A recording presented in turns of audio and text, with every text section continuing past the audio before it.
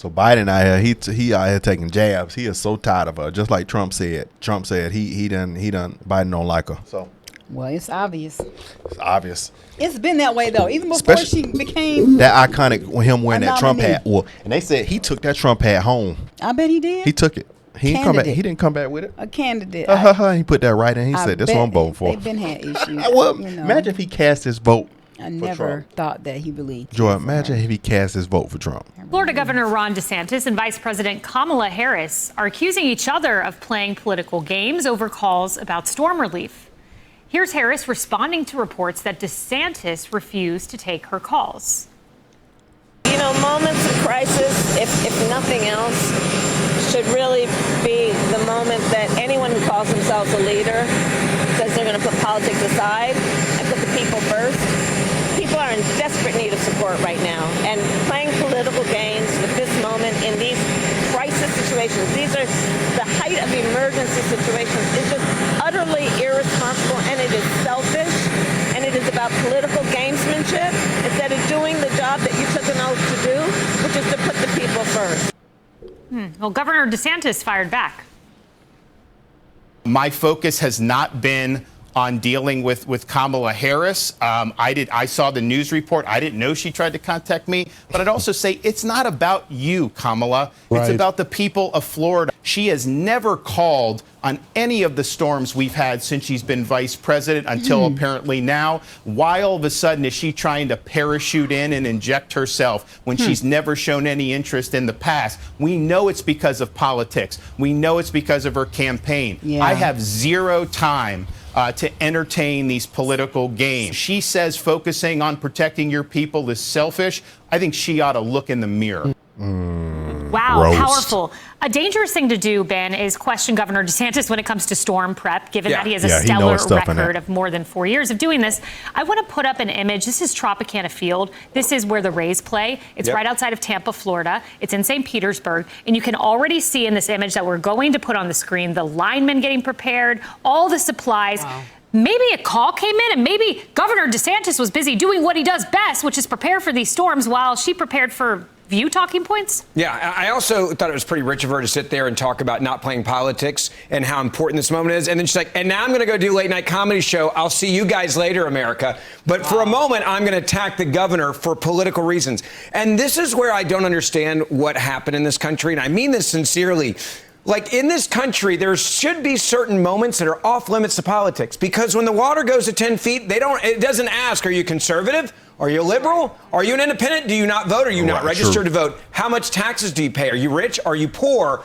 And for her to sit there and to take the bait, because she clearly knew the question was for her to take the bait, and she took the bait, and she politically said, I'm going to own this moment. I'm going to go get on that plane, fly far away from the disaster, but I'm going to try to nail him. Like, you can say a lot of things about the Florida governor. You can't say the guy doesn't do his job well in times of crisis. And he's been under crisis for a couple weeks now.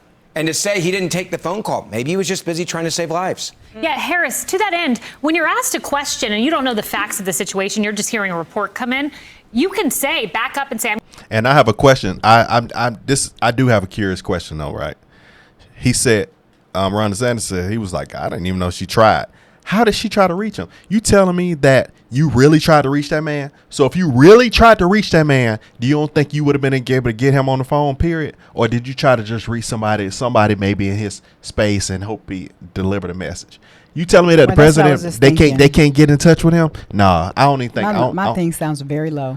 I don't think that he what her way of contacting wasn't it. I think it was.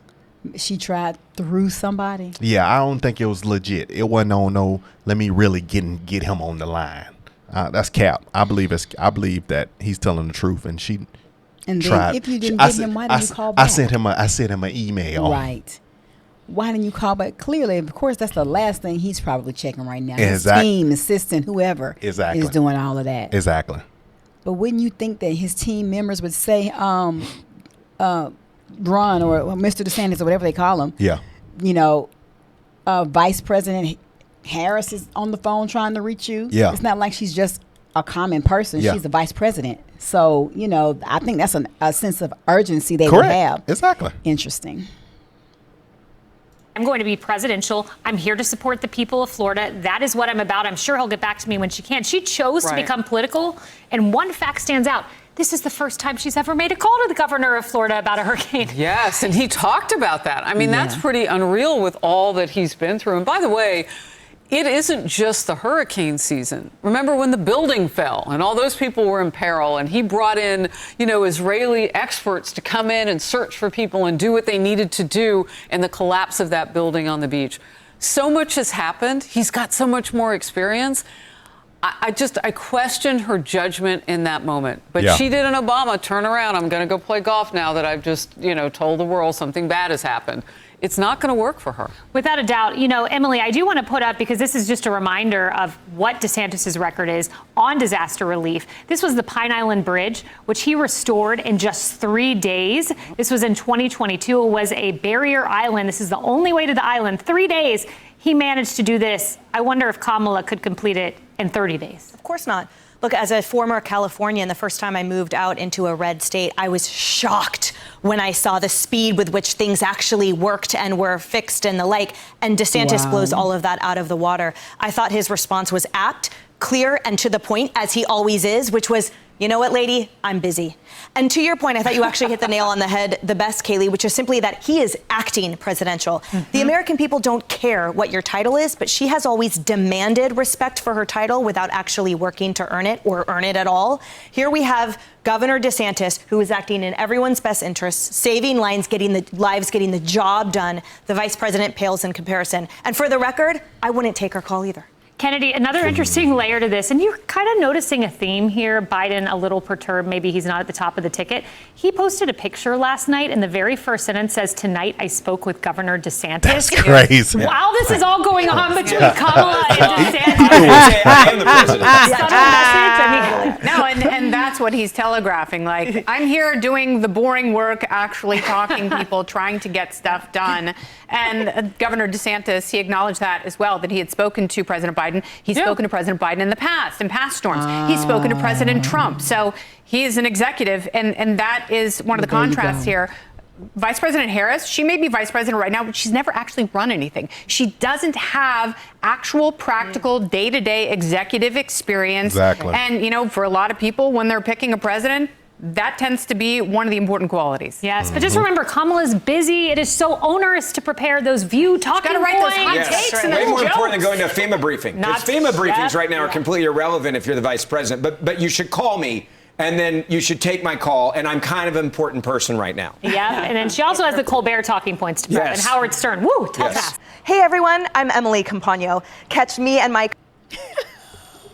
By the way, I can't reach him. He's dodging my call. I just spoke to DeSantis. Right. He's dodging my. That's a hit, Joy. That was a hit. But the thing is, he dodged my call. But I just got on the phone with him. Okay, he has rapport. He's talked with him in the past. He knows that he cares.